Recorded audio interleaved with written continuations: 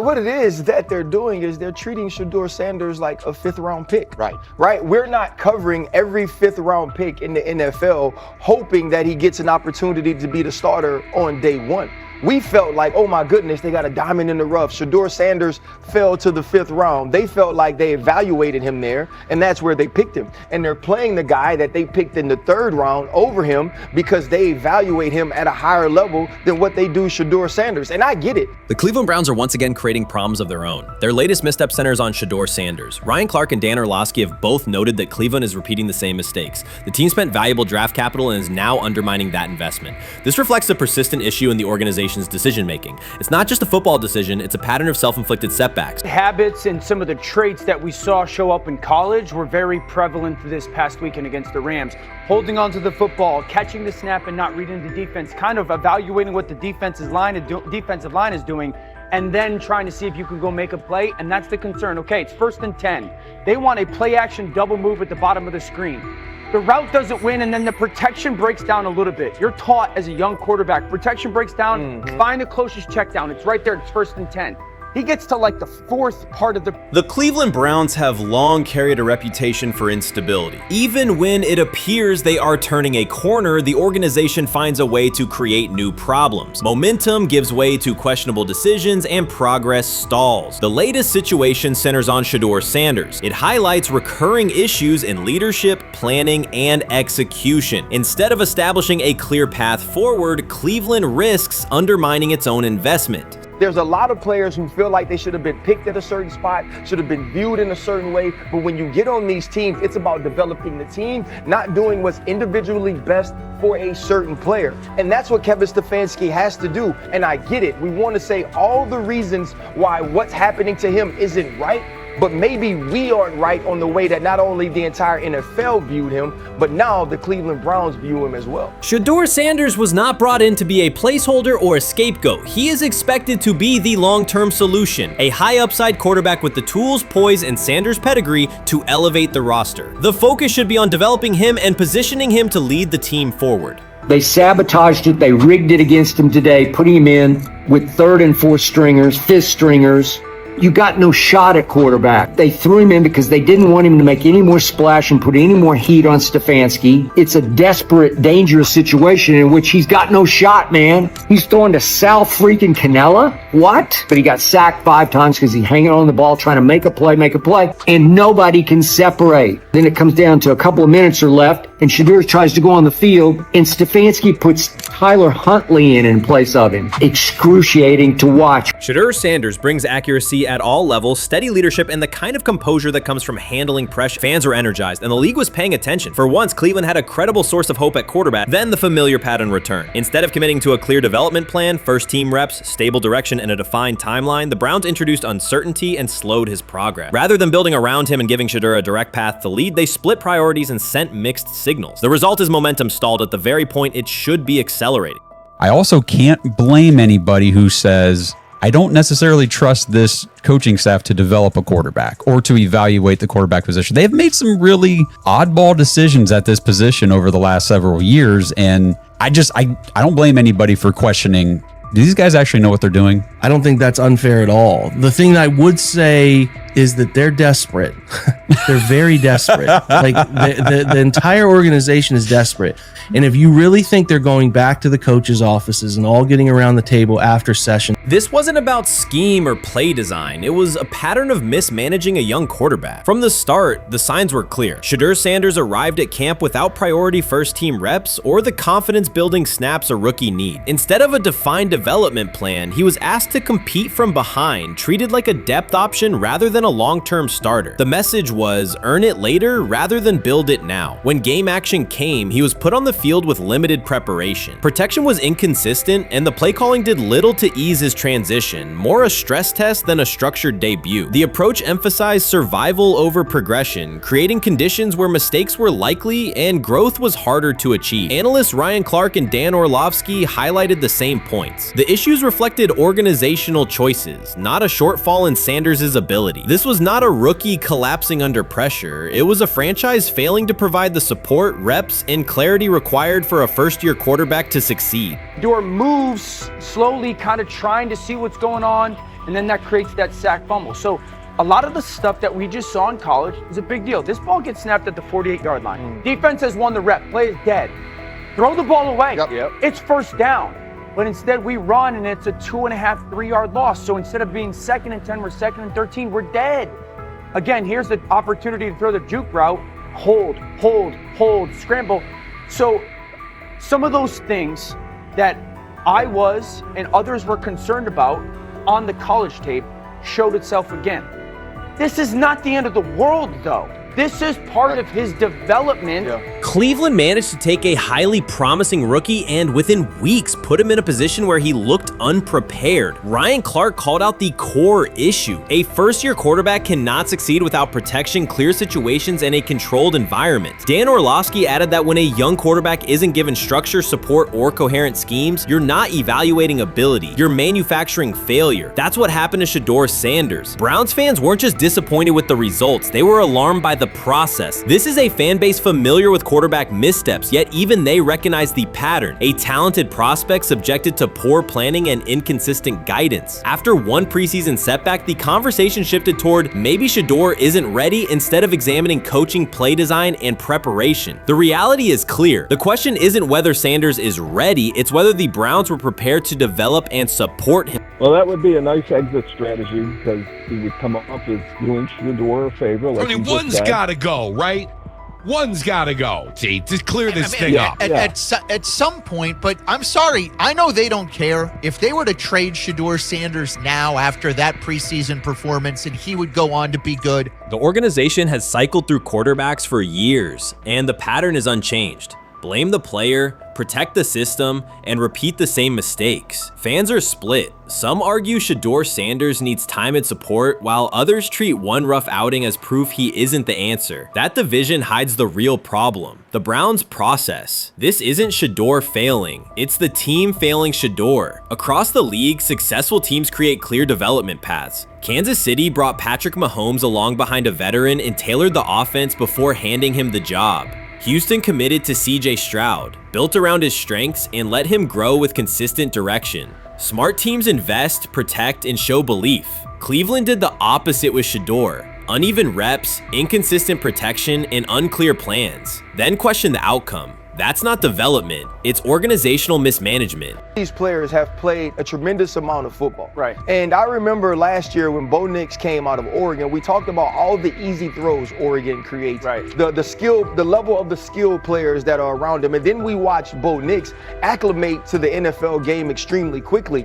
I see a lot of those same traits in Dillon Gabriel. He gets the football out of his hands. He takes the throw that's available to him. He plays on time. And part of whether or not you get an opportunity to get on the field is the people that you're competing against. And I don't mean this in any disrespectful way to Shedeur, because I'm not only a fan, it's somebody I want to see succeed. The Browns will likely present this as part of a deliberate development plan, tough standards, resilience building, and testing a rookie under pressure. In practice, it isn't development, it's a damaging approach that undercuts growth. The organization has not shown a consistent model for nurturing young talent, and Ryan Clark and Dan Orlovsky highlighted that publicly. After Shedeur Sanders stumbled in a preseason game, the reaction was immediate. Headlines, polarized fan takes, and sweeping conclusions about his readiness. The front office offered little acknowledgement of the conditions he was placed in. Clark's point was direct. You do not evaluate a rookie by how he looks in a setup designed for failure. You evaluate him when he's properly supported. Orlovsky explained how poor coaching choices, protection, sequencing, and role clarity can quickly erode confidence and stall development. The issue was not Sanders' ability, it was Cleveland's process, which appeared disorganized and unprofessional for an NFL operation. Chris Carter's televised assessment of Shedeur Sanders triggered immediate pushback from Cleveland fans, local media, and even several Browns veterans. Carter dismissed Sanders, a 5th-round pick, as unprepared to start and framed the growing interest around him as purely a byproduct of surname recognition. Since that segment aired, practice reports have told a very different story. Observers inside the Browns facility describe a rookie quarterback who is closing the gap on Kenny Pickett and Dillon Gabriel with surprising speed. Sanders first turned heads in rookie minicamp by directing the huddle with a calm that belied his inexperience. Position coaches reported that he rarely repeated mental errors during installation periods, a trait they rank highly when grading young quarterbacks. In organized team activities, he showed consistent timing on intermediate routes, kept turnover numbers low in 7-on-7 periods, and demonstrated early command of Kevin Stefanski's protection calls. That steady execution earned him a handful of first-team snaps, reps that would ordinarily have belonged to Pickett by default. By mandatory minicamp, the rotation had shifted again. Practice notes from beat reporters detail the rise in Sanders' workload each day. Red zone series against the starting defense, 2-minute drills, and full field scrimmage possessions in which he checked out of called plays when fronts dictated it. Mary Kay Cabot, initially skeptical Sanders would challenge for game day snaps in 2025, wrote after consecutive sessions in mid-June that his footwork, release speed, and pocket management had, quote, meaningfully tightened since rookie camp. Her tone marked a clear departure from early spring projections that labeled Sanders a long-term developmental project. The broader quarterback context in Cleveland magnifies that progress. Deshaun Watson's availability and form remain uncertain after 2 injury-interrupted seasons, while Pickett's transition from Pittsburgh has been uneven. Dillon Gabriel's arm strength is evident, but coaches continue to stress hesitation in his full-field reads.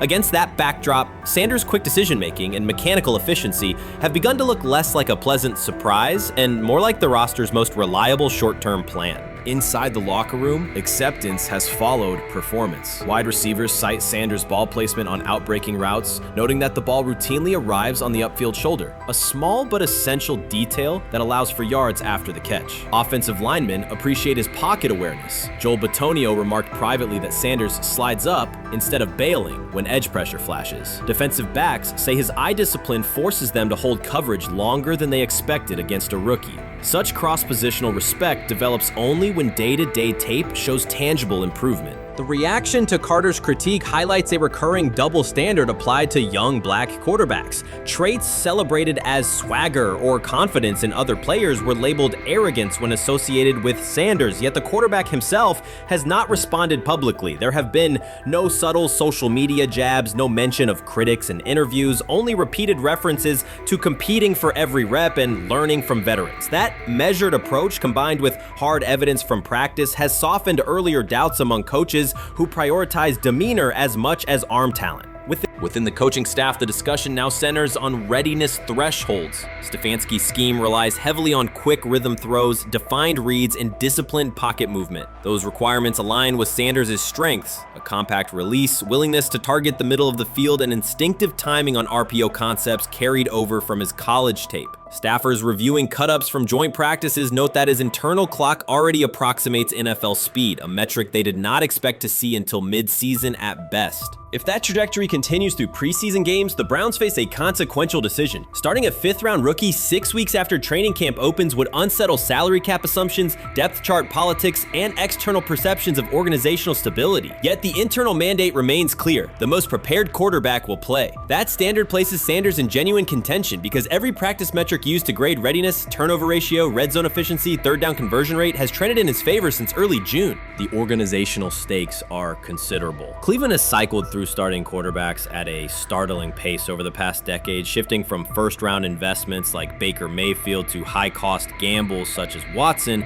each move packaged as the long-awaited solution. A rookie chosen outside the first 100 picks ascending to the top of the depth chart would challenge long-held league assumptions about draft pedigree and opportunity. It would also validate the evaluation philosophy that prioritized Sanders' intangibles: processing speed, leadership presence, over conventional arm strength thresholds that pushed him down the draft board. Carter's televised remarks now sit awkwardly alongside daily updates from Berea. His critique relied on pre-draft labels and the presumption that a late-round passer with a famous father would need a redshirt year. Practice film contradicts that stance. Sanders checks protections at the line, manipulates safeties with shoulder fakes, and has reduced turnover-worthy throws in full-speed sessions to single digits. Statistics normally cited for veteran backups, not rookies. The longer that evidence accumulates, the more Carter's comments appear rooted in legacy bias rather than objective performance review. None of this guarantees Sanders will open the season under center. Preseason defenses test quarterbacks in ways practice cannot.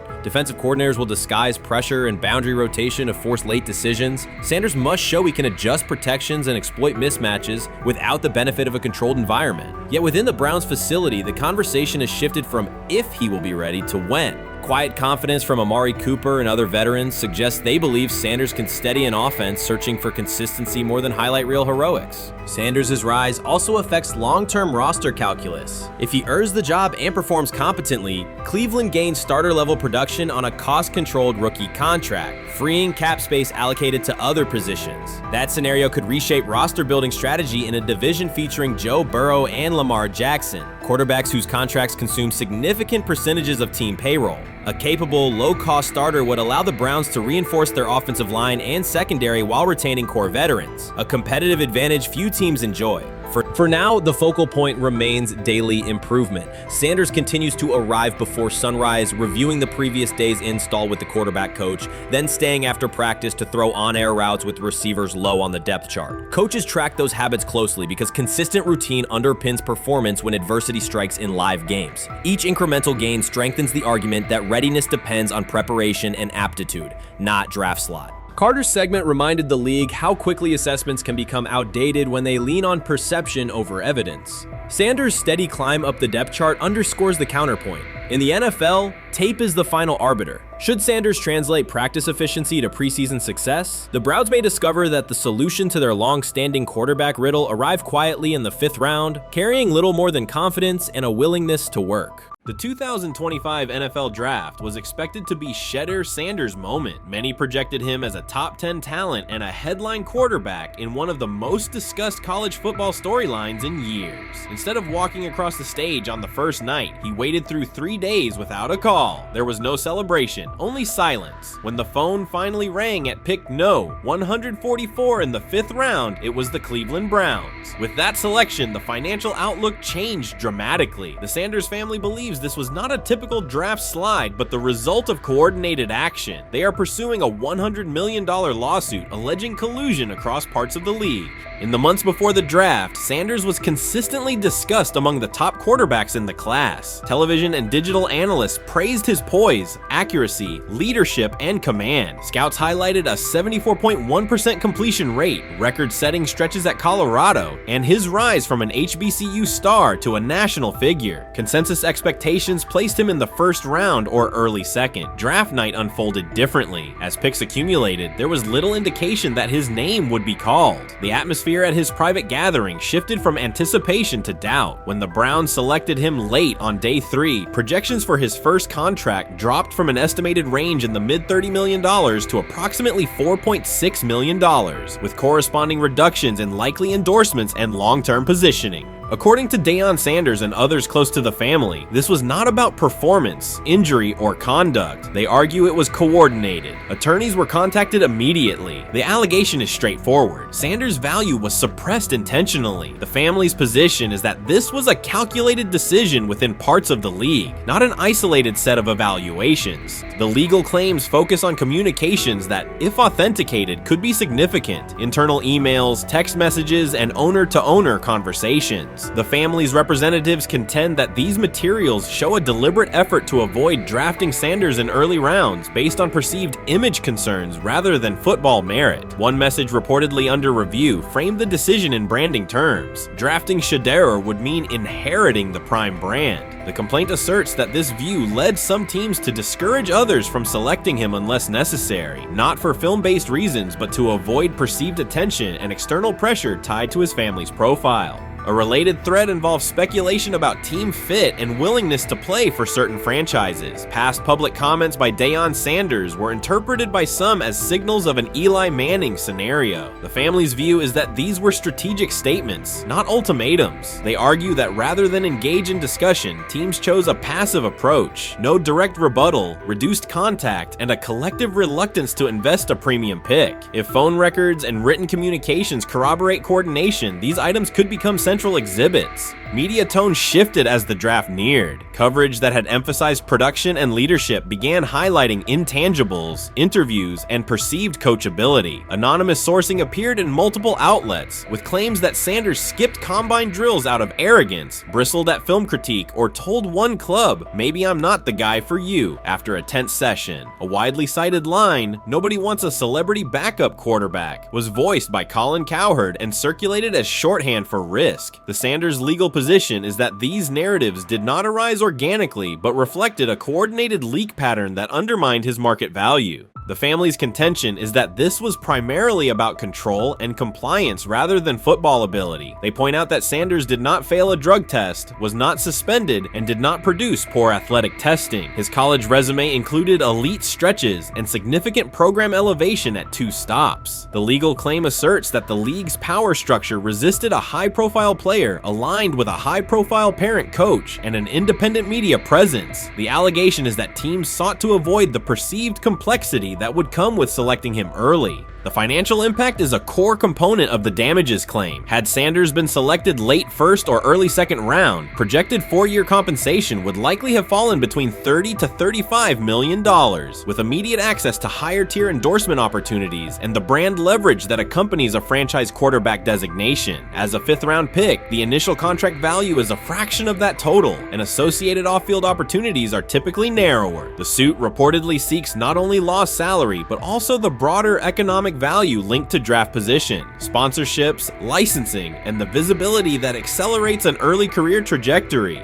The filing's scope, as described by sources close to the family, extends beyond the league office. It may involve media outlets, scouting firms, and specific executives if discovery shows coordination or materially false statements that affected value. The argument is that the draft slide harmed not only Shedeur, but also the broader Sanders brand, affecting perceptions of Deion Sanders as a recruiter, coach, and public figure. The family's view is that narrative construction around brand risk and celebrity backup produced a measurable economic and reputational loss. If a court authorizes discovery, the process would likely compel emails, internal draft notes, and message archives from teams and third-party intermediaries. Subpoenas could be served on media organizations for sourcing records related to anonymous quotes. That level of transparency would be unusual and could reveal how information flows during pre-draft periods. The legal theory moves beyond a single player's evaluation to the draft's integrity, whether owners or executives acted in concert to reduce a prospect's value for reasons unrelated to football performance.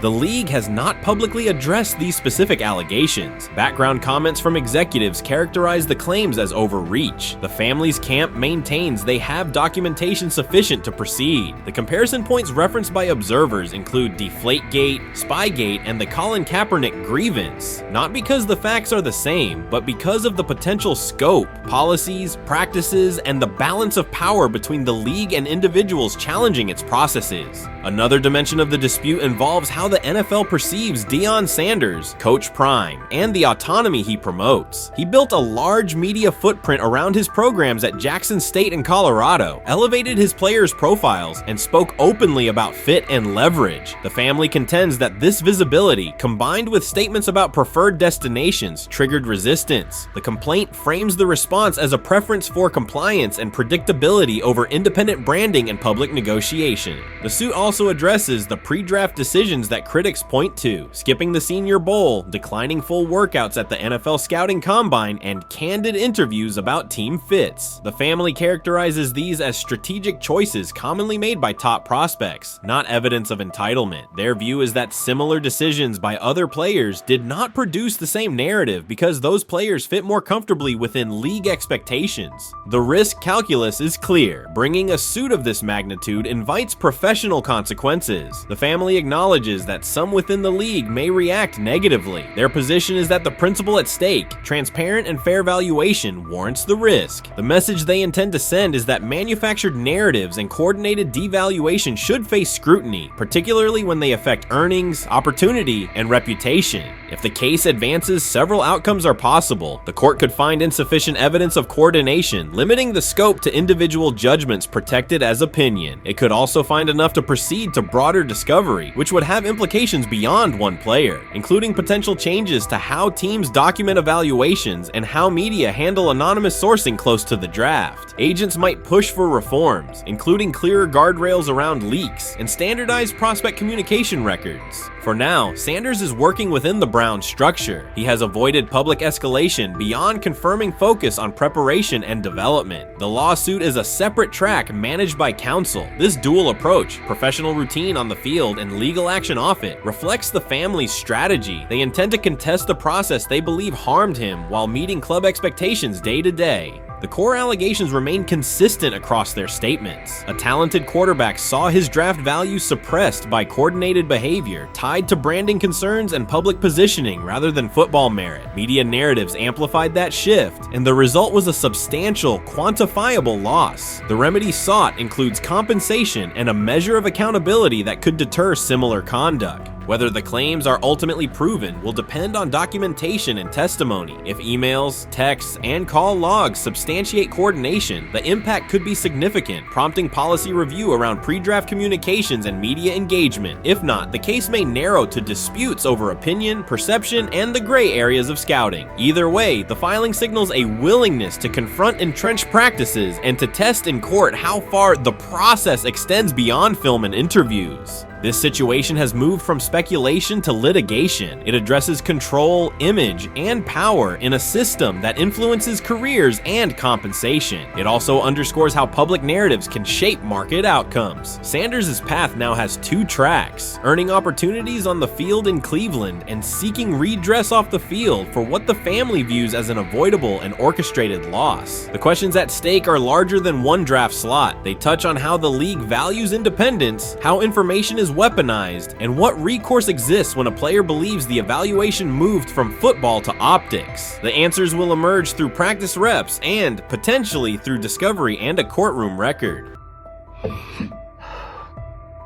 I'm about to unleash about Shedeur Sanders. I just watched what happened to Shedeur Sanders in the Cleveland Browns' third and final preseason game.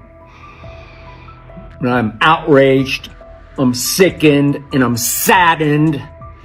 By the way, Shedeur continues to be treated in the National Football League now by those sorry-ass Browns and sorry-ass Kevin Stefanski. The Cleveland Browns are once again mishandling a promising quarterback. Skip Bayless criticized the organization for failing to develop Shedeur Sanders and for misusing his skill set. He argued that the team's decisions are undermining Sanders' progress and turning a major investment into a cautionary example. Bayless pointed to inconsistent usage, questionable play calling, and a lack of clear direction as key issues limiting Sanders. He said the Browns need a defined development plan and stronger support if they expect Sanders to succeed. Skip Bayless delivered a direct, critical assessment this week. After seeing Shedeur Sanders in a Browns uniform, he argued that Cleveland is mishandling the quarterback and undermining his development. Bayless said the team's approach shows poor planning and inadequate support around Sanders. He dismissed excuses about strategy and emphasized the need for better coaching,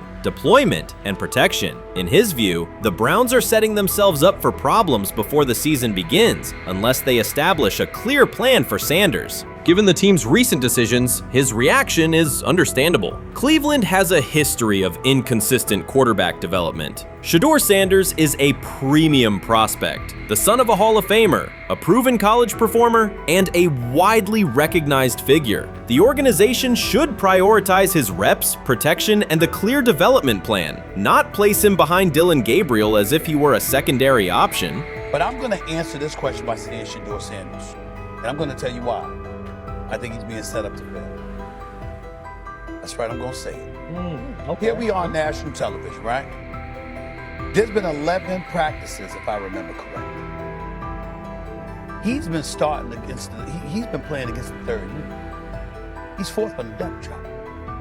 And then suddenly you throw him into the start line, and he hasn't had any reps for the first team at all. Think about that. So you're just gonna throw him to the wolves like that, huh? I mean, you know, if he had first team snaps in practice. Yet here we are. Cleveland has one of the most publicized prospects and is handling him like a depth piece. The broader issue is the franchise's long record of quarterback instability and inconsistent development. That history colors every move they make. When the Browns draft a quarterback, fans don't anticipate a long-term answer. They brace for another reset. Shedeur Sanders should be treated as a priority, not as an afterthought behind Dylan Gabriel. Let's give him a chance. Let's give him a chance with the play calling. You know you have an offensive line that isn't playing that well. So what do? Why not just play the short game so he can get the ball out of his hands very fast to run a competent goddamn offense? Outside of that, Shedeur has to be better in understanding that the offensive line that you're working with right now is not adequate. Why not allow the players that are competing for a job, in this instance, Shedeur Sanders, to finish off the 2-minute drill? When Browns fans see another quarterback selected, they brace for another setback. The franchise's recent history, from Johnny Manziel's failed stint to the rocky handling of Baker Mayfield, reflects inconsistent development and short-term decision-making. Against that backdrop, Skip Bayless's reaction to Shedeur Sanders on Cleveland's roster was blunt. He argued the team is already mishandling a premium prospect by treating him as a secondary option instead of a centerpiece for the future. Bayless's position is straightforward. Sanders is not just a name, he brings proven college production, leadership traits, and significant visibility that can strengthen both the offense and the organization's broader profile. Burying him on the depth chart behind Dylan Gabriel signals a lack of a clear development plan and wastes early momentum. Instead, Bayless contends, Cleveland should establish a defined pathway.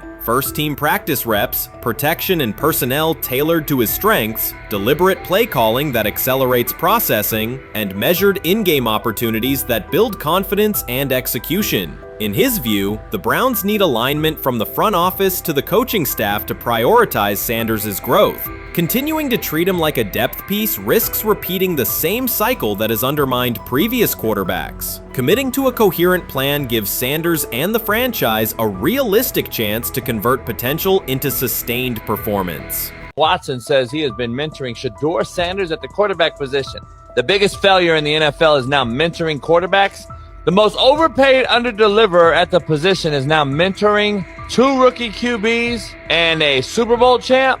So what exactly are you mentoring him at? You have had 24 civil lawsuits that you paid off to go away. And when you play, you are as ass as those massage therapists are, apparently.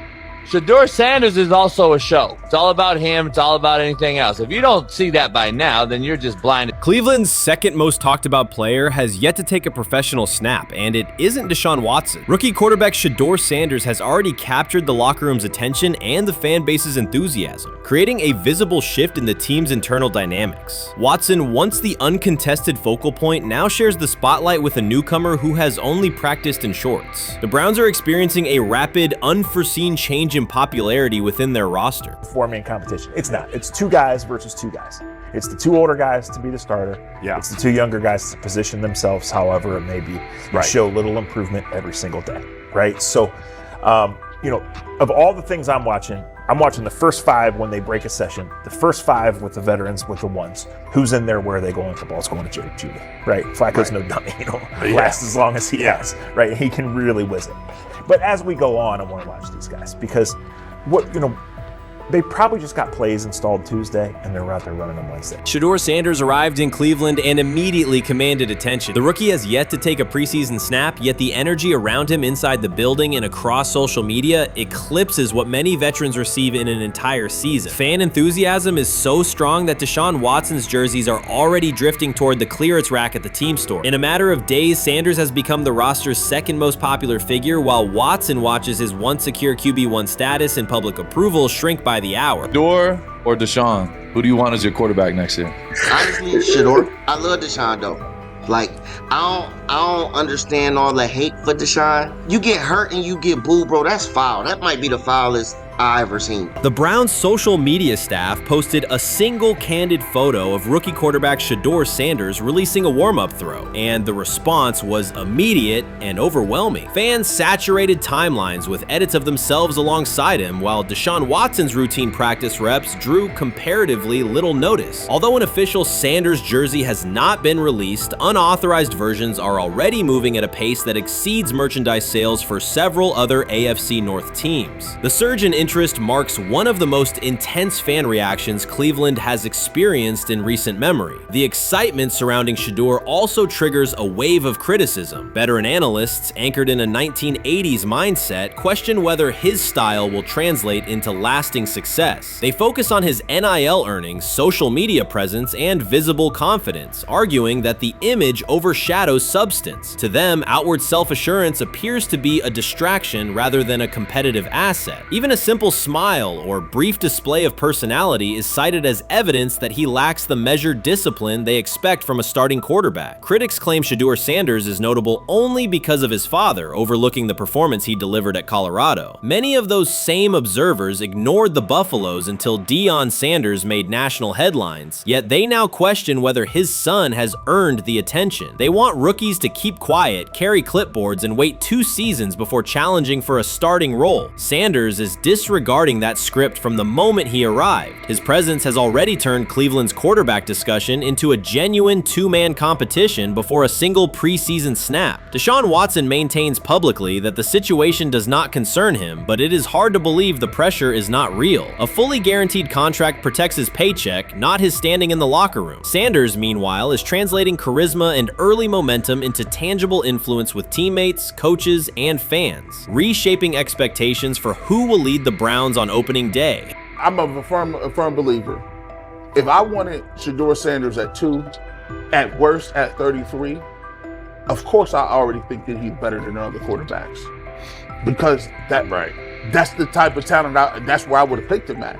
And if he was at 2 or 33, and he still had this same exact skill set, we would be talking about him starting and playing. Right. Well, there'd only be 3 quarterbacks. It'd be 3 quarterbacks, not 4. Yeah. But since he moved to the 5th round, that's cool. They might have to go along with it. But to me, I think if you ask who got the best tools, I'm going with Shedeur. Shedeur Sanders has not taken a single professional snap, yet discussion about him has split NFL social media into 2 camps. One side already argues he should start immediately. The other worries about what that means for veteran quarterbacks like Deshaun Watson. Reporters now line the perimeter of Browns camp, scrutinizing every inconsistency in Watson's spiral and every precise throw from Sanders during drills. Each well-placed pass is clipped, posted to TikTok, and captioned as evidence of a future QB1. Cleveland is no stranger to quarterback drama, but this situation is different. Rather than cycling through another unproven starter, the franchise is dealing with a rookie who entered with more polish, public attention, and perceived readiness than most first-year players. Fans chant Sanders' name before he has appeared in a preseason game, while the established starter works to maintain his relevance. The atmosphere is not yet a full controversy, it is a countdown. Traditional analysts insist on the importance of experience and respecting the process, yet Sanders is progressing on the timeline set by the supporters who already view him as the next leader of the offense. Shedeur Sanders doesn't ask for excuses.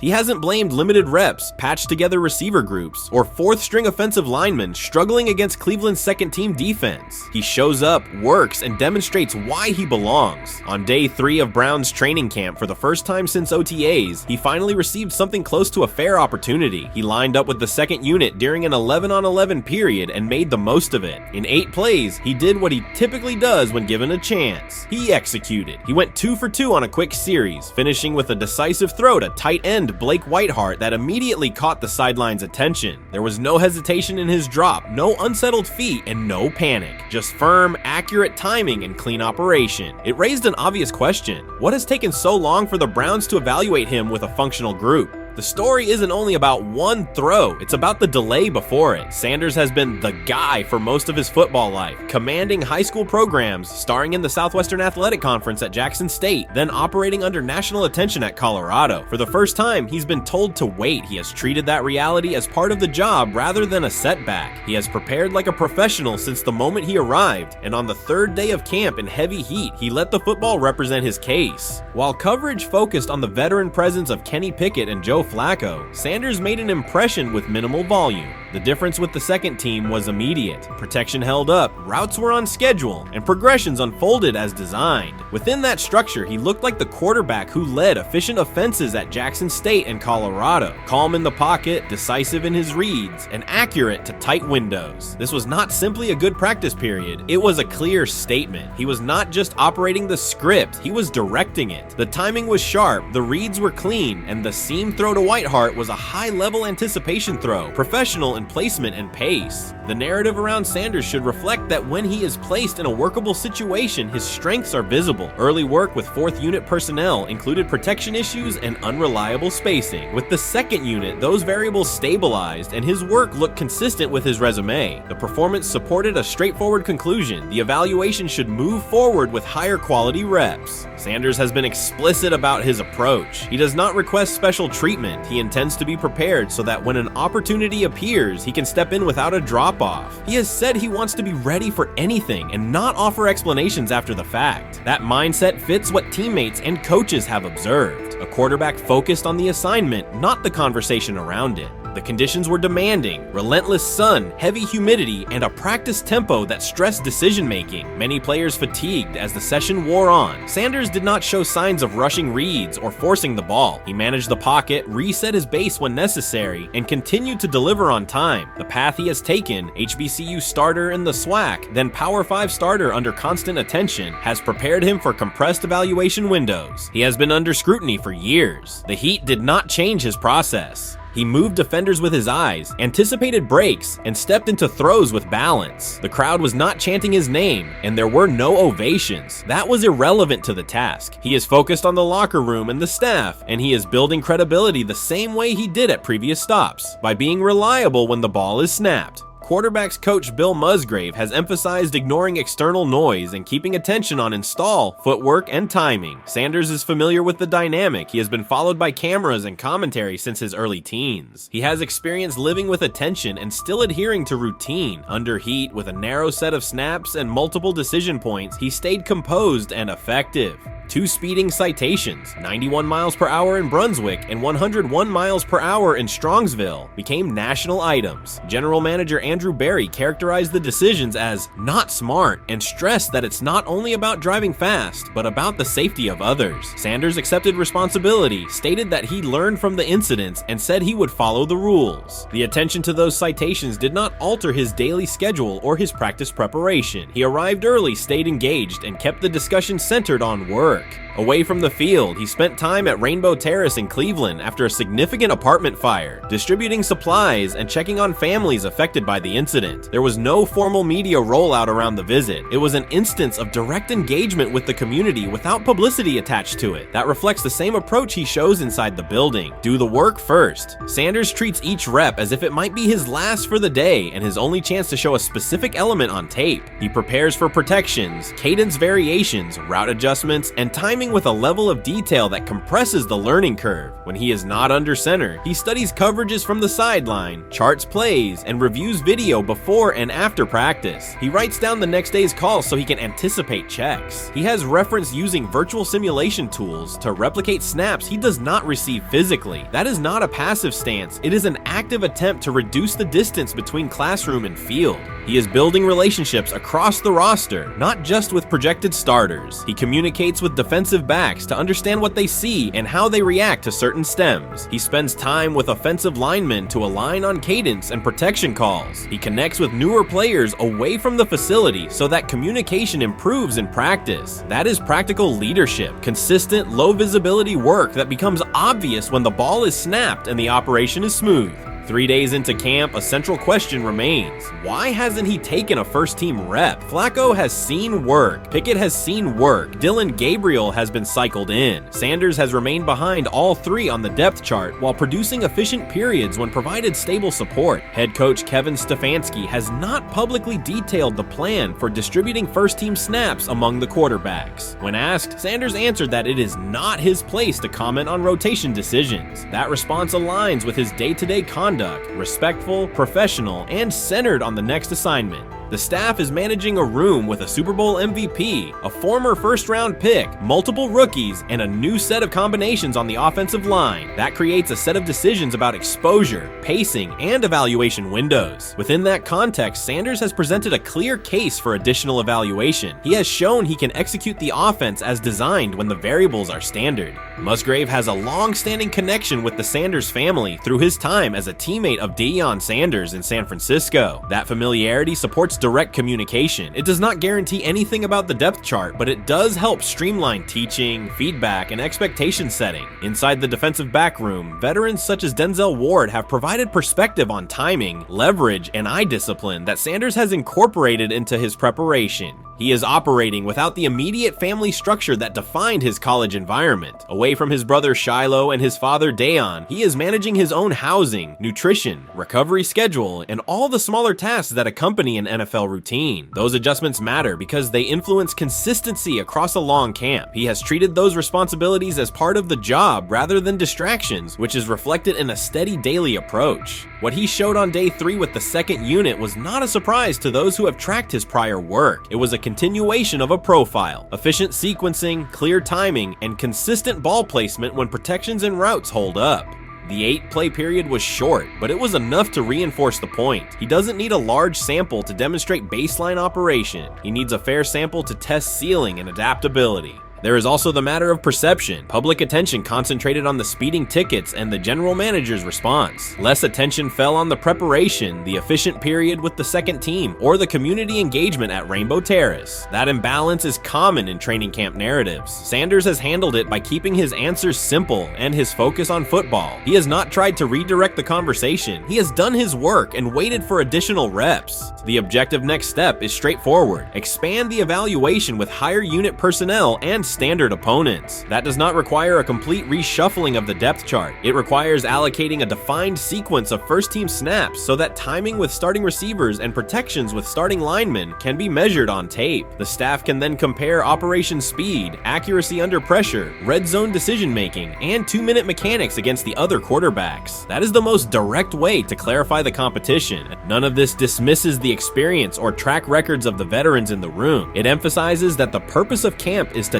test assumptions with current performance. Sanders has provided enough evidence with the second unit to justify a broader look. He has shown that the pace of his feet matches the pace of his eyes, that he can hold safeties with his shoulders, and that he can drive intermediate throws without float. He has also shown discipline to take the clean completion rather than force the vertical shot when leverage dictates otherwise. Every day, he has addressed the controllable items, meetings, note-taking, install recall, cadence management, and post-practice review. He has not asked for public guarantees. He has asked for an opportunity to compete on comparable terms. The 8-play sequence with the second unit was a small but clear example of what he can do when those terms exist. The staff's communications have been measured. Stefanski has not laid out a schedule for first-team rotations publicly. Barry addressed the speeding incidents directly and emphasized standards for decision-making off the field. Sanders accepted the criticism, adjusted his behavior, and moved forward. Those are the relevant facts. What remains is a football evaluation that can only be completed by giving him snaps with the top group and measuring the results. If that evaluation occurs and he performs at the level he showed with the second unit, the conversation will shift from potential to placement. If it does not occur, the question will persist through camp. Why not test the full picture? Sanders has built a case based on preparation, poise, and execution. He has demonstrated leadership by building relationships across the roster. He has shown maturity in handling external issues directly and moving on. He has given the staff reasons on the field and in the building to continue the process.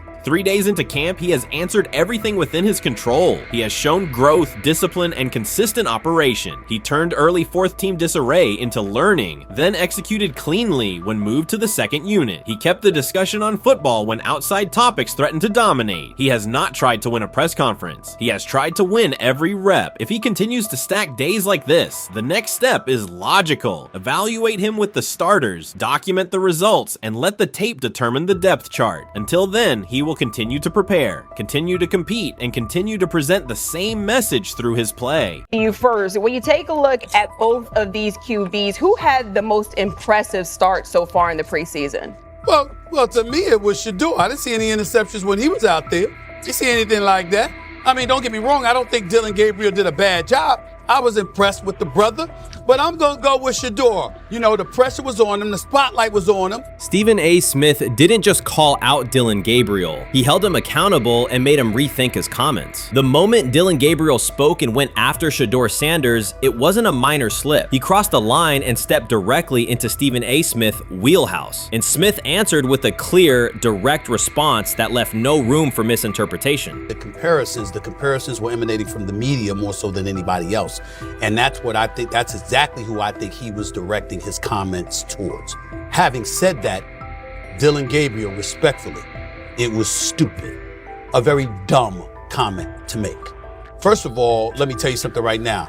In every walk of life, far beyond the parameters of a football field. This wasn't casual sports commentary, it was a decisive critique. Dillon Gabriel's comments were taken apart by Stephen A. Smith with clear, direct points. Gabriel, a quarterback with solid stats but limited top-level achievements, chose to take a public shot at Shedeur Sanders. Shedeur, who has handled sustained media scrutiny and on-field expectations, became the target of an unnecessary criticism. Smith responded by challenging Gabriel's standing to make that claim, and by defending Sanders on the facts. The outcome was clear. Gabriel overreached, and Sanders didn't deserve the hit. Dan Orlovsky would sit up here in comparison to Shedeur Sanders, who did no such thing, and say, hey, thought he looked better.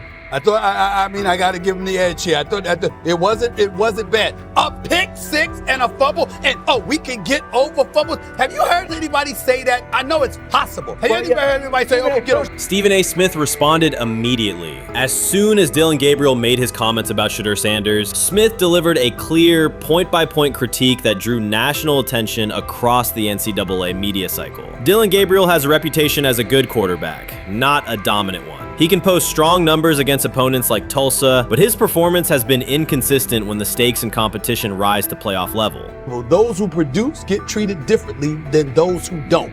What he said echoes the mentality of all of America practically, and most certainly the world, as we see things being globalized more and more every day. It was a stupid, idiotic, immature comment, because clearly you were feeling the heat because a lot of people was talking about how Shedeur should be QB. Dillon Gabriel is a capable quarterback, but not a standout. Even so, he chose to talk down to Shedeur Sanders, a quarterback who has navigated constant scrutiny and pressure and still represents the future of a program that was struggling before he arrived. The comparison was weak. The criticism was unnecessary. Stephen A. Smith recognized that and dismantled Gabriel's argument with a clear, direct response.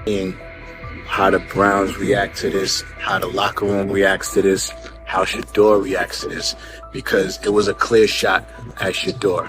But let's say Dillon Gabriel's talking about the media. How could you be a brand new quarterback in the NFL and the first time you get behind a mic after your first game, you throw the media under the bus? That's arrogance. Stephen A. Smith excels in moments like this. When Dillon Gabriel made his remarks about Shedeur Sanders, Smith responded with a focused, direct critique. He questioned Gabriel's standing to make that claim, noting that Gabriel has transferred between programs and has not been a Heisman finalist. Without theatrics, Smith laid out why Gabriel's resume doesn't justify taking public shots at Sanders. Smith's point was clear. Targeting Shedeur Sanders, a quarterback central to his program's future and consistently under intense scrutiny, was misplaced. Gabriel's criticism lacked the substance to support it, and Smith methodically showed why. Today on his 42nd I want you to be meaner. birthday. That's number one.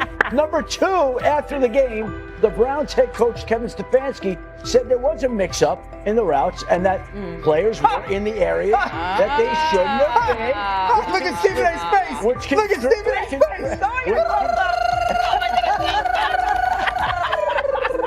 Look at his face. Stephen A. The strength of Stephen A. Smith's response was that he didn't just address Gabriel's remarks. He challenged the image around him. Dillon Gabriel often presents himself as an overlooked contender ready to surprise. But the reality is that his profile hasn't commanded broad attention. It's a clear reminder that not every opinion carries equal weight. In defending Shedeur Sanders, Stephen A. was direct and precise. Shedeur isn't just a quarterback. He is Deion Sanders' son, which subjects him to scrutiny far beyond anything Gabriel has faced. Even under that pressure, Shedeur has maintained his composure, shown confidence, and delivered in key moments that helped revive a program many had written off. Stupidity, all of it. I thought it was a clear shot at Shedeur due to the fact that his Oregon coach threw a shot at Coach Prime and Shedeur during their meeting at Colorado last year. But you know what? The cream rises to the top. Let's see what happens this week. I see a lot of the media talking about they think it was about the media and not about Shedeur. And I think that's a chess move. For Dillon Gabriel to take shots at Shedeur Sanders was a miscalculation. Stephen A. Smith made the mismatch clear. Gabriel's attempt to shame Sanders was unnecessary and counterproductive. You don't target Deion Sanders' son when Deion has turned Colorado into primetime television. It underscored that Dillon Gabriel has often played with a chip on his shoulder because the spotlight hasn't followed him. He has been around long enough to compile numbers but not to earn broad respect. That's why going after Shedeur was misguided. Sanders, despite ups and downs, drives headlines. Gabriel's most notable headlines have been his transfers. Stephen A. Smith pressed that point without hesitation, challenging Gabriel's standing and leaving his argument looking like a forced throw that turns into a pick six. You know what? Still needs to thank me a little bit more for that restaurant I treated him and his family to, because it was big time, and stopped embarrassing me by going places and trying to use coupons. That's how pathetic he is. The point is that a pick six and a fumble is usually considered a bad day. Stephen A. Smith didn't need to raise his voice to make the point. He presented Dillon Gabriel as a player whose talk outpaces his resume and defended Shedeur Sanders with clear comparisons. That's why he called Gabriel out so directly. The comparison wasn't just unfair, it was forced. Now look at Gabriel's record. The numbers are solid and he can win against average defenses, but the resume lacks defining markers. There's no sustained Heisman contention, no late season surge that reshaped the national picture, and no postseason moment that cements a legacy. The track record reflects steady production, not top-tier impact. That's the gap Smith underscored. Gabriel's criticism of Shedeur Sanders wasn't supported by what he has accomplished, while Sanders continues to carry a program under constant scrutiny. Let's see someone who step up and make some plays out there. Ain't no way. Gabriel Ain't no way. He's not built like that. No way. And this one is picked off and going back the other way. Oh my God, why did you stop playing? Now it's a foot race. And that is that. They told me bust out my AP, perfect timing. H-shot, we about to get legendary. Shedeur star the next game, baby.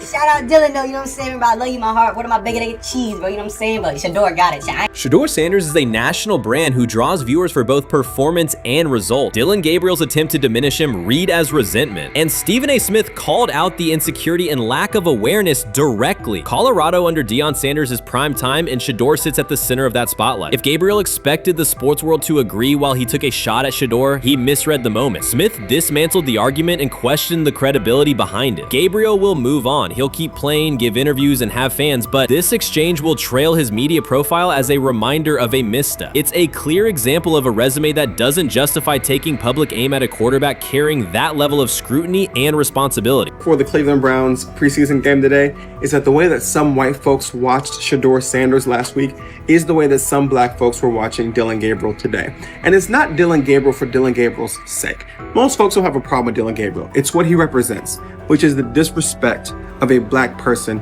for no other apparent reason than they are a confident black person. Dillon Gabriel thought he was aiming up. Instead, he was placed back among quarterbacks who are good but not great. Stephen A. Smith made the central point. Dillon Gabriel doesn't shape the conversation. Sports are about narrative as much as numbers, and Gabriel's story doesn't move the culture, while Shedeur Sanders does. Smith highlighted that contrast clearly. By the end, Gabriel's credibility had taken a measurable hit. The critique was decisive and sent a broader message to any player considering public shots at Shedeur Sanders. If you step into that debate, you will be held to a higher standard and your resume will be tested. Dillon Gabriel learned that the hard way. This is exactly what he says. I'm told the footage of Shedeur Sanders meeting with the Giants is so bad that both the Browns and the Sanders family have threatened legal action if it is published. The New York Giants have released audio from their draft interview with Shedeur Sanders, and the disclosure has drawn intense public reaction. Fans want to know whether Sanders made critical remarks and why the Giants shared material that should have remained confidential. The situation revolves around an open microphone, contentious comments, and the broader implications of the leak. The New York Giants published a brief, edited segment from their interview with Shedeur Sanders and withheld the remaining footage. Observers are debating whether this was a strategic public relations decision or an attempt to discredit him. The team has offered no additional explanation, and many fans view the limited release as inadequate and potentially misleading. They are demanding full transparency and accusing the organization of orchestrating a negative narrative. While criticism of Sanders is vocal, his supporters are responding with equal intensity.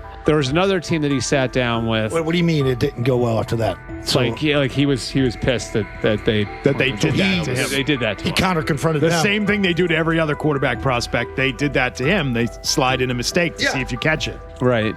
And so because you're the quarterback. But he didn't take it as a correction. He took it as like he got pissed off. Yeah, and it's like so here's another one. So another one was, he throws a bad interception, and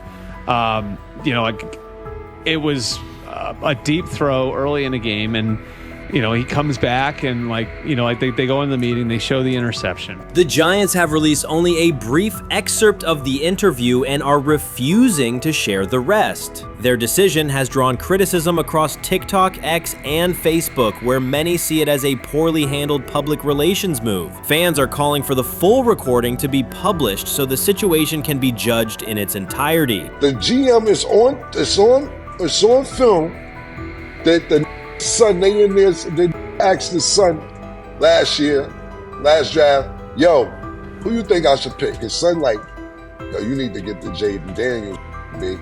This is what his son, it's on tape. You should go Jaden Daniels. He laughing at his son. And all right, cool, get Jaden Daniels. I don't even know how that tape got out. I wouldn't have let the get out. Shedeur Sanders appears unfazed by the situation. Although the Giants suggested he was more hype than substance, their handling of the interview has instead elevated his visibility. Analysts across major sports outlets are now discussing him more than before, keeping his name prominent in the news cycle. New York Giants, where these tapes at? You hear me? Because if Shedeur Sanders was so unprofessional, y'all would have leaked the tapes for the whole world could see, right? Cause understand, it's a lot of he say, she say. But one thing I do know, as a young black man growing up in this world, being straightforward and not sugarcoat anything. The Giants' PR team appears to reject Sanders' family connection outright, a decision many view as unprofessional and lacking nuance. Internal discussions seem to have dismissed quarterbacks with prominent relatives as poor fits for the organization, revealing limited awareness of public perception. The response was swift. A single edited clip ignited widespread debate on social media, with fans asking why essential segments were held back and what the team might be hiding. Critics argue that if the full interview contains nothing damaging, the club should release it in its entirety. Online discussion intensified immediately and continues to gain momentum. What they do during the film and the combine and the meetings is teams will install mistakes intentionally planted in the install, and they want you to catch them. Shedeur didn't, and when a coach called him out, once again, it didn't sit well. It's like, bro, there's not many teams needing quarterbacks, especially since Pittsburgh appears to have a deal with Aaron Rodgers and Tennessee's getting Kale Moore. The Giants' decision to withhold the full interview has produced an unintended result. Instead of diminishing interest in Shedeur Sanders, it has intensified it. Media outlets and analysts are now examining every on-field rep, press comment, and public appearance as evidence of how he conducts himself under scrutiny. Each throw, adjustment, and answer is tracked and evaluated against league standards, reinforcing the view that he remains composed and professional. Many fans contend that the organization has misrepresented Sanders and suggest the issue may stem from the Giants' view of his father, Deion Sanders. They see the partial release as an attempt to raise doubts about his character by association. That perception has only made his profile more compelling. The discussion has shifted from whether he deserves a high draft position to how effectively he withstands sustained pressure. Sanders is now regarded not just as a talented prospect, but as a symbol of resilience. central to debates about transparency and organizational strategy. Even if the Giants eventually provide more context, the visibility they have created for him is unlikely to fade. The most fun yet the most difficult thing I cover and we cover all year long is not games. It's the NFL draft. Because I've said this many times, you get lied to for a month to 2 months up to it. And so often during the draft, and every few drafts, there's a guy that really falls, precipitously falls. This year it was Shedeur Sanders, it's been Aaron Rodgers, it's been Dan Marino. Every few years somebody falls a lot. And so, but those stories don't come out until like the fall. Criticism of Shedeur Sanders from within the Giants organization has become increasingly public. Team communications appear focused on casting him as an overhyped prospect, whose character should be questioned, a narrative that seems aimed at shaping opinion rather than assessing performance. Yet each selective release or negative remark has instead amplified attention on Sanders and elevated his reputation. Efforts to confine him to a narrow, unfavorable image continue to produce the opposite effect, reinforcing his position as an underdog who endures external pressure. The debate has shifted from football analysis to broader concerns about narrative control and transparency. Fans, reporters, and online communities are still urging the Giants to publish the full interview, arguing that only complete context can resolve speculation. The organization's refusal to comply has intensified scrutiny and led many observers to conclude that the team underestimated public reaction and now faces questions it could have avoided with full disclosure. The tapes, the New York Giants have the tape. They definitely have the tape. It's confirmation that they had the tape. Shedeur didn't do nothing. It's what they saying he did. I'm gonna tell you what these mixed reaction right here. So we already know about the New York Giants, but the Pittsburgh Steelers head coach Mike Tomlin reported admired Sanders' talent but hesitated to draft him due to previous challenges with quarterbacks like Russell Wilson and Justin Fields, leading to more cautious approach. Las Vegas Raiders. Sanders met with Raiders at the NFL Scouting Combine and expressed enthusiasm about potentially joining the team. His familiarity with the West Coast offense and quick release was noted positive, though concerns about his ceiling. Hours after the Giants posted that short audio clip, the timeline never slowed. Comment threads filled with frame-by-frame breakdowns, lip-read attempts, and side-by-side comparisons of what was said versus what was left out. Reporters called league contacts. No one could explain why a franchise would stir this level of curiosity only to seal the vault. Each refusal sharpened focus on Shedeur Sanders, turning routine throws into national talking points. Analysts kept circling back to the same note. His cadence at the line looks unchanged, steady against the noise. Hashtags demanding the full interview, trend drop, and trend again. Podcast hosts bump scheduled segments to lead with the leak. Rival teams get asked how they would handle a similar situation, then quietly check their own archives. Inside Giants headquarters, the plan to shape the story looks less like strategy and more like a slow burn spotlight they can't switch off. And now every preseason snap, every media availability, every stray sideline camera angle gets fed into a loop that asks, what are they still hiding? The file remains locked. Curiosity keeps compounding. Until someone presses upload or steps to a podium and explains the redactions, the subject drifts away from depth charts and play design, fixing instead on secrecy, control, and the risk of underestimating how fast attention turns pressure into permanence. Momentum isn't fading, it keeps recalibrating, louder, impossible to mute. Shedeur is lighting it up in practice every day. You're not even a half bit curious to see what he could do with the ones. That makes no sense. And then on top of all of that, you got players going on podcasts and talking to people in the media saying this guy is really good. Like, this guy is legit. So even your peers respect you enough. How is it that the coaches can't see that? It always starts with the players, where the players like, hey, you see that? You seen that pass he threw? The Cleveland Browns were taken by surprise when quarterback Shedeur Sanders stepped in for first-team snaps, asserting control of the drill and instantly highlighting deficiencies across the rest of the room. His confident command forced coaches to pause practice clips, reevaluate progressions, and consider immediate adjustments to the depth chart. Within minutes, discussions spread throughout the facility and online forums as fans weighed what Sanders Sanders showing means for the current starters. The organization now faces an urgent, data-driven decision on whether Sanders should move up permanently. Shedeur Sanders arrived at Browns practice, took several first-team reps, and the entire quarterback group immediately felt the pressure. Coaches erased the whiteboard and reviewed their plans. Staff members exchanged concerned comments, and observers began asking whether Sanders was positioned to assume a larger role. Tony, every year we see at least 1 to 2 teams. They were in last place in their division the year before. No one thought they'd be good, and then they were good. It almost seems like no one's even assuming the Browns can be that, but we see it happen every year. And I get the quarterback stuff, but correct me if I'm wrong, Tony. The Browns are trying to run the football, play good defense, not turn the ball over in the passing game, and try and take advantage when they can, correct? That's what they're trying to do.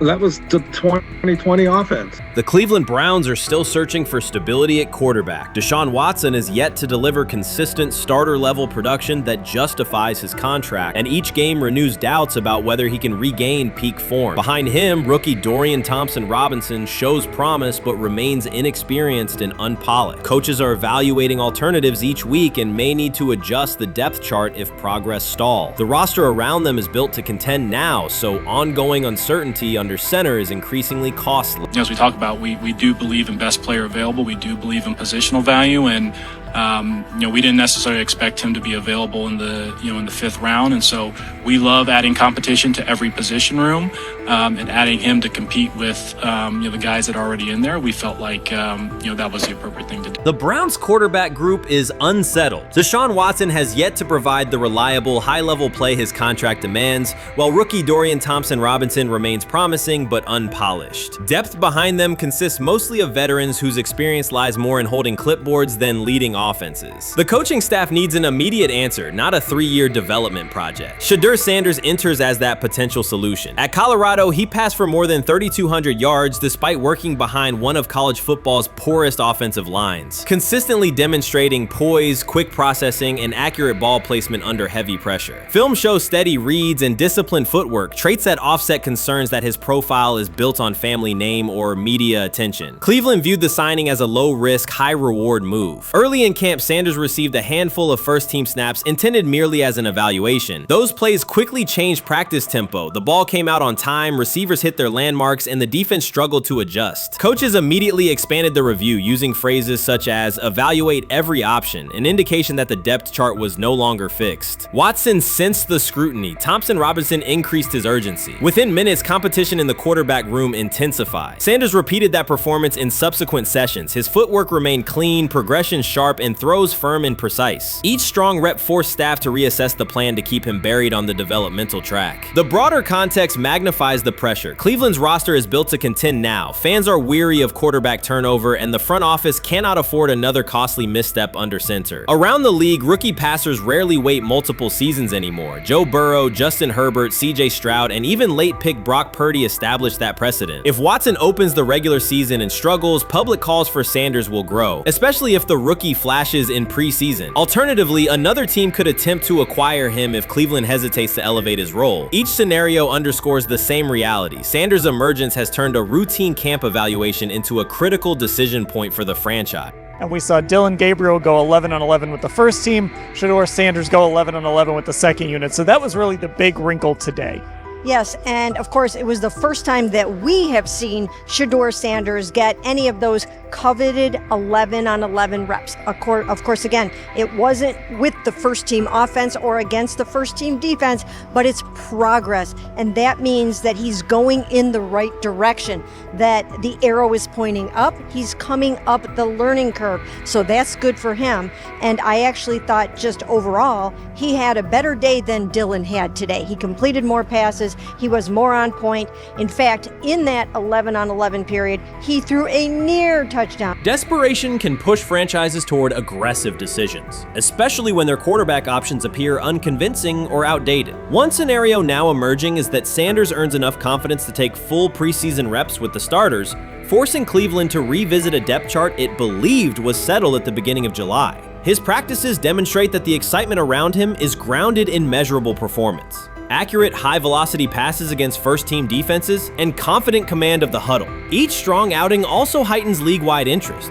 Rival scouts adjust evaluations, and general managers revisit their notes, aware that a viable young quarterback may soon become available. Inside the facility, the personnel staff must balance short-term results with long-term roster planning, knowing that an early move could reshape salary cap allocations and locker room dynamics. The pressure on Watson and Thompson-Robinson escalates accordingly. Both must produce visible progress to maintain their current roles. Cleveland's recent history shows how quickly promising quarterback situations can devolve into controversy. The franchise has turned potential breakthroughs into organizational turmoil before, so observers remain cautious about how this competition will unfold. So the Shedeur Sanders, I want to talk about this. So here's a prime example. Shedeur Sanders, they had 3-day mini camp for the Cleveland Browns. And now, Jimmy Haslam actually has some money. The Bengals owners and the Rooneys are near the bottom of the league in net worth. But what the Browns have is what I would call the Buffalo Bills used to have this years ago, pre-Josh Allen. What are Browns veterans saying about Shedeur Sanders behind closed doors? According to internal discussions, the feedback goes beyond casual praise. Several veterans describe his performance as franchise level. Private locker room conversations compare his command of the offense to established starters. And one senior assistant reportedly called him Sunday ready after a single walkthrough. The consensus is that front office staff and coaches have taken serious notice. Inside the Browns facility, informal conversations circulate among players and coaches. These remarks carry significant weight in personnel evaluations and often influence practice rotations. When veterans speak this strongly, the message typically reaches decision makers quickly, especially during roster planning. In short, the internal perception of Sanders is already affecting how the staff views the current quarterback depth chart. Browns vets kind of weigh in on Shedeur Sanders and how he's been since he arrived in Cleveland, in Pound Town.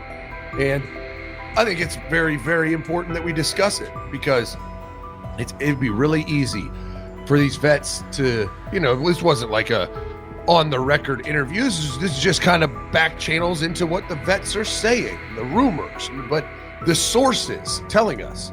And we have a couple quotes, but Shedeur Sanders, Cleveland Browns, it seems like it's going well. And it's almost like you don't want to talk about it. At the center of the growing internal buzz is Shedeur Sanders, the rookie who entered Berea with late-round expectations but is being discussed privately as a potential long-term starter. This is not a routine camp tale about an extra arm taking practice snaps. Sanders has seasoned teammates, players with playoff mileage, quietly reassessing his ceiling. Observers who overlook these conversations risk missing one of Cleveland's most deliberate personnel moves in years. Sanders is not on the roster because of his surname. The Browns reviewed their quarterback depth, weighed costs, and chose a controlled, development-oriented option they believe can stabilize the position. His presence is already changing practice dynamics. Veterans notice his pocket awareness, adjust routes to his timing, and acknowledge that he processes coverage at an advanced level for a first-year player. Leadership patterns in the huddle feel different. Sanders delivers with precision and composure that challenge defenders to reevaluate their calls. The strategic upside is clear. A 4-year rookie contract offers cap flexibility while other franchises cycle through expensive stopgaps. Coaches and front office staff view Sanders as a calculated investment, not a publicity experiment. Outside chatter still focuses on Joe Flacco's age or Kenny Pickett's development. Inside the facility, however, veterans pause film sessions to dissect Sanders' ball placement and progression speed. Position coaches highlight clips where he works through reads decisively and delivers on time, traits rarely attributed to rookies. Sanders' confidence is measured rather than theatrical. He moves as though the NFL tempo is familiar, and that calm spreads across the roster. Experienced defenders are rechecking the depth chart and asking if the quarterback competition is tighter than publicly acknowledged. Great kid, and whether it's a following that he's earned, I mean, that's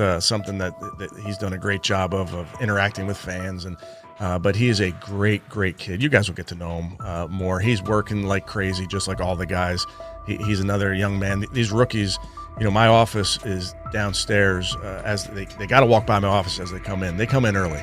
And Shedeur, just like all those guys, he's in there early. He's getting his work done. He has not yet secured the starting job. Evaluations so far come only from brief practice periods, no comeback drives, no national headlines, just steady execution in shorts and helmets. In a league that celebrates splashy debuts, Shedeur Sanders is earning trust rep by rep. Veterans typically withhold judgment until late in camp, yet several are already studying his footwork and timing, which suggests genuine respect. Inside the building, coaches sense that the Browns may have finally found a stabilizing presence at quarterback. Cleveland's recent history underscores why this matters. The team has started 9 quarterbacks over the past 2 seasons, an indicator of instability rather than depth. Sanders arrives with composure, arm strength, and a well-known surname, so any sign of readiness is magnified. Financial context also plays a role. The Browns are allocating a significant portion of the salary cap to Deshaun Watson, whose performance has not matched that investment. To manage costs, the front office signed 4 additional quarterbacks on low-impact contracts. Together, they account for far less than Watson's annual cap figure. If Sanders continues on his current trajectory, that structure could give Cleveland both competitive clarity and much-needed financial flexibility.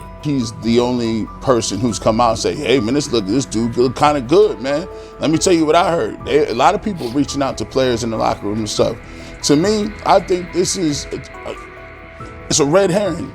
Like, I'm supposed to suspend myself to disbelief that he was going to look bad. I've never expected him to look bad to start with. The 5th round quarterback stuff, that's involving perceptions, pre-draft analysis, and other teams. Cleveland's veterans have endured every kind of quarterback turmoil: poor reads, major injuries, shaken confidence, and sideline disputes. When a young quarterback like Shedeur Sanders steps in and appears composed rather than overwhelmed, people notice. The attention comes not just from coaches and reporters, but from the linemen and defensive leaders who have watched previous backups struggle. They are not exchanging doubts, they are sharing nods of approval. Sanders demonstrates instinctive pocket awareness, reliable accuracy, and steady poise, qualities that quickly circulate through team conversations. After years of instability under center, the Browns need someone who can remain calm and effective deep into the season. Although expectations have fallen over time, genuine interest is growing. Praise is coming from teammates who rarely commend anyone unless his performance demands it.